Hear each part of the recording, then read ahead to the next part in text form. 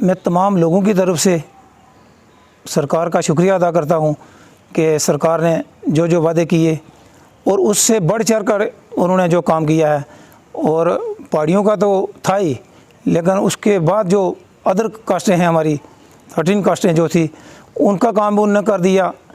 OBC का हो गया, जाट भाइयों का हो गया, जैसे आगे हमारे जितने भी हमारी कास्टें थी, 13 कास्टें थी हमारी, वो सारी उन्होंने कर दी और लोग इतने खुश हैं।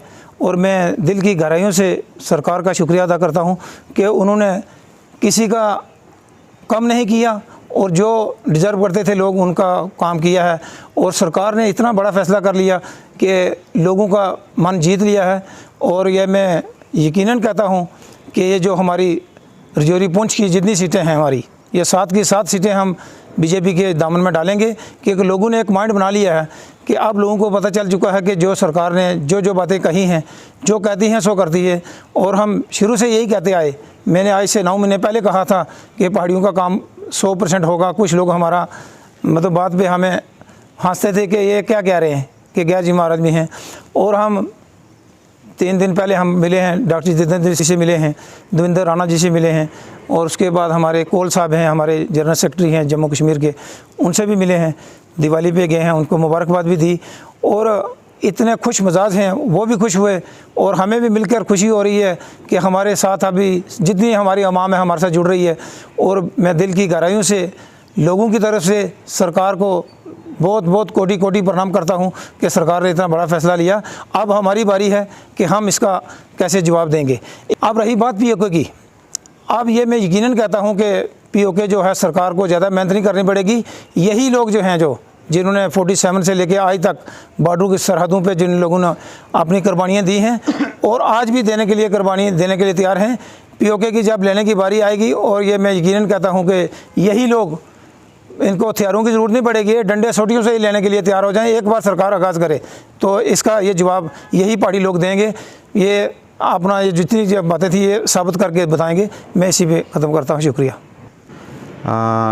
हमारा प्रेस रिलीज़ का जो मकसद है वो ये है कि हमने कुछ रोज़ कबल यहाँ से मेरे साथी थे, संजीव जी थे, और भी हमारा एक डेलीगेशन जो था वो ऑलमोस्ट जम्मू कश्मीर के जितने भी मैन रिप्रेजेंटेटिव थे उनसे हम मिले।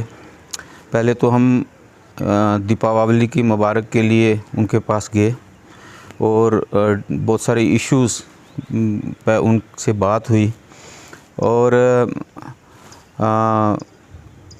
बड़े खुशगवार माहौल में हमारी गुफ्तगू हुई, मुलाकात हुई।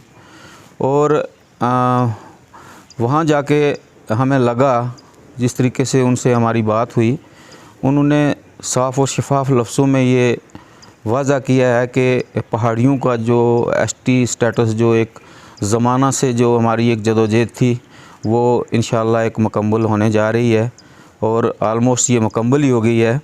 और इसके साथ साथ जो हमारे अदर्स बैकवर्ड क्लासेस, ओबीसी और इसमें जितने भी दस्तकार यूनियन के लोग, पेशावर लोग, या जितने भी 40 साल से जो हमारे लोग ये उम्मीदें लगाए बैठे थे और डिमांड भी कर रहे थे, जिनको इग्नोर किया जा रहा था, आज अल्लाह के हुक्म से बीजेपी ने उनको भी उनका हक दिया है।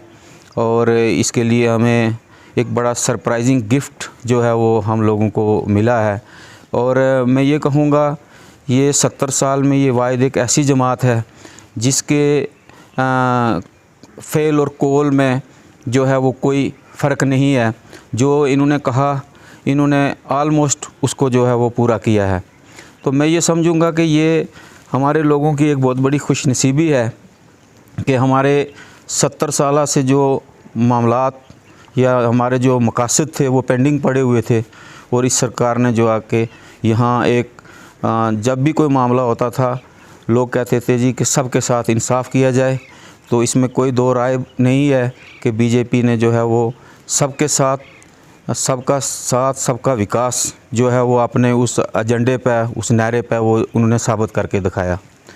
तो दूसरी सबसे बड़ी बात यह है कि कोई भी चीज़ें, जैसे किसी सरकार से जब कोई इंसान अपना हक लेता है तो उसके लिए बहुत कभी कभी तशद्दुद के रास्ते इख्तियार करने पड़ते हैं, कभी बड़ी मेहनतें करनी पड़ती हैं, कभी कभी बड़ी कुर्बानियाँ देनी पड़ती हैं। लेकिन मैं ये समझूंगा कि बीजेपी एक ऐसी जमात है जो यहाँ हमारे घरों में आई और हमें अवेयर करके, और हम लोगों को जो पेंडिंग हमारे राइट्स थे वो मैं ये समझूंगा कि उन्होंने हमें घर आके जो हैं वो दिए हैं। सबसे बड़ी मुबारक की बात ये है, जैसे हमारे जाट भाइयों का जो एक मसला था, ये एक बहुत अरसा से जैसे डिफरेंट स्टेटों में, हरियाणा में बड़े पैमाने पर इससे कबल जो थी वो एजिटेशनें हुई, किसी ने भी उनकी सुनवाई नहीं की।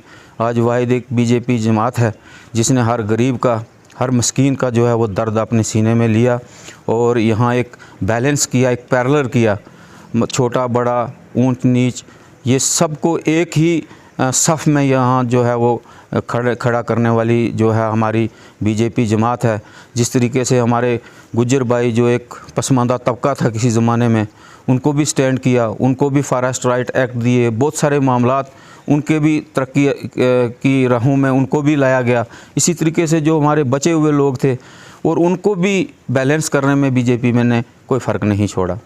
तो बाकी हमारी जो ऊपर की सतह से जो बातें हुई हैं, मैंने इससे पहले भी आपको कई बार कई मीटिंगों में भी कहा कि यहाँ जो प्रोपगंडा है वो प्रोपगंडा ज़्यादा करने वाले लोग हैं। जिस तरीके से एक डिलिमिटेशन कमीशन ने कुछ यहाँ एक सर्वे किया था, तो जब उस वक़्त भी मैं, मेरे साथी संजीव जी या और साथी हम जाके ऊपर की सतह में वहाँ मिले, तो उन्होंने उस वक़्त भी हमें विश्वास दिखाया कि आपके साथ कोई नाइंसाफ़ी नहीं होगी, हम जस्टिस करेंगे। और वो भी आपने देख लिया कि बिल्कुल वहाँ भी इन्होंने इंसाफ़ किया।